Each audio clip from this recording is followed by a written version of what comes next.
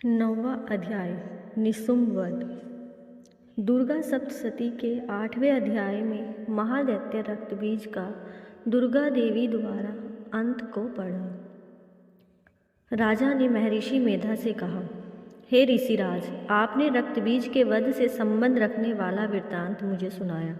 अब मैं रक्तबीज के मरने के पश्चात क्रोध में भरे हुए शुंभ व निशुम्भ ने जो कर्म किया वह सुनना चाहता हूँ। महर्षि मेधा ने कहा, रक्त बीज के मारे जाने पर शुंभ और निशुम्भ को बड़ा क्रोध आया और अपनी बहुत बड़ी सेना का इस प्रकार सर्वनाश होते देखकर निशुम्भ देवी पर आक्रमण करने के लिए दौड़ा। उसके साथ बहुत से बड़े बड़े असुर देवी को मारने के लिए दौड़े और महापराक्रमी शुंभ अपनी सेना सहित चंडिका को मारने के लिए बढ़ा। फिर शुंभ और निशुम्भ का देवी से घोर युद्ध होने लगा और वह दोनों असुर इस प्रकार देवी पर बाण फेंकने लगे जैसे मेघों से वर्षा हो रही हो। उन दोनों के चलाए हुए बाणों को देवी ने अपने बाणों से काट डाला और अपने शस्त्रों की वर्षा से उन दोनों दैत्यों को चोट पहुंचाई। निशुम्भ ने तीक्ष्ण तलवार और चमकती हुई ढाल लेकर देवी के सिंह पर आक्रमण किया। अपने वाहन को चोट पहुंची देखकर देवी ने अपने अक्षुपर नामक बाण से निशुम्भ की तलवार व ढाल दोनों को ही काट डाला। तलवार और ढाल कट जाने पर निशुम्भ ने क्रोधित होकर देवी पर शक्ति से प्रहार किया। देवी ने अपने चक्कर से उसके 2 टुकड़े कर दिए। फिर क्या था, दैत्य मारे क्रोध के जल भुन गया और उसने देवी को मारने के लिए उसकी ओर शूल फेंका, किंतु देवी ने अपने मुक्के से उसको चूर चूर कर डाला। फिर उसने देवी पर गदा से प्रहार किया। देवी ने त्रिशूल से गदा को भस्म कर डाला। इसके पश्चात वह फरसा हाथ में लेकर देवी की ओर लपका। देवी ने अपने तीखे बाणों से उसे धरती पर सुला दिया।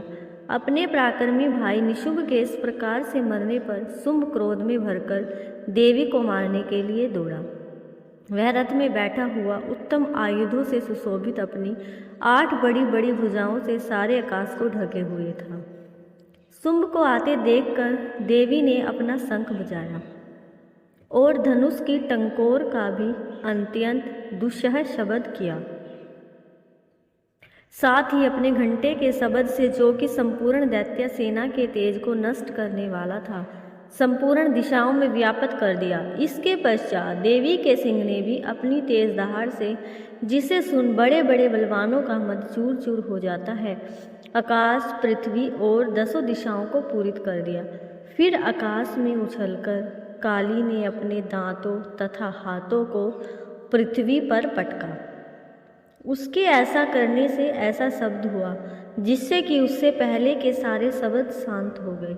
इसके पश्चात शिवदूती ने असुरों के लिए भय उत्पन्न करने वाला अट्टहास किया, जिसे सुनकर दैत्य थर्रा उठे और यह देख दैत्य शुंभ को बड़ा क्रोध आया।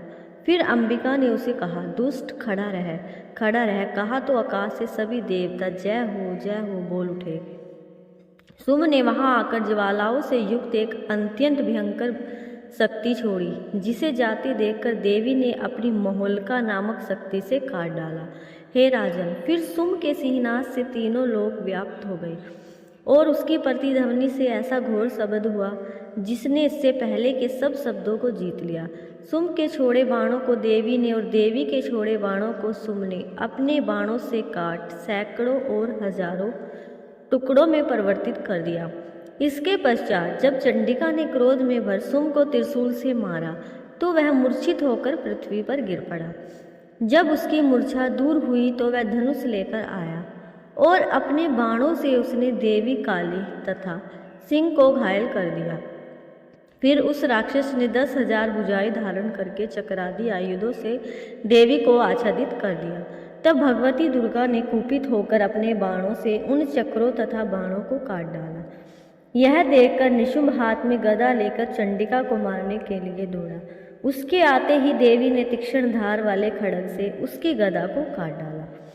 उसने फिर त्रिशूल हाथ में ले लिया। देवताओं को दुखी करने वाले निशुम्भ त्रिशूल हाथ में लिए हुए आता देखकर चंडिका ने अपने शूल से उसकी छाती पर प्रहार किया और उसकी छाती को चीर डाला। स्थूल विदीर्ण हो जाने पर उसकी छाती में से एक ऐसा महापराक्रमी दैत्य ठहर जा कहता हुआ निकला।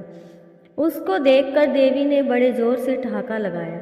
अभी वह निकलने भी न पाया था कि उसका सिर अपनी तलवार से काट डाला। सिर के कटने के साथ ही वह पृथ्वी पर गिर पड़ा।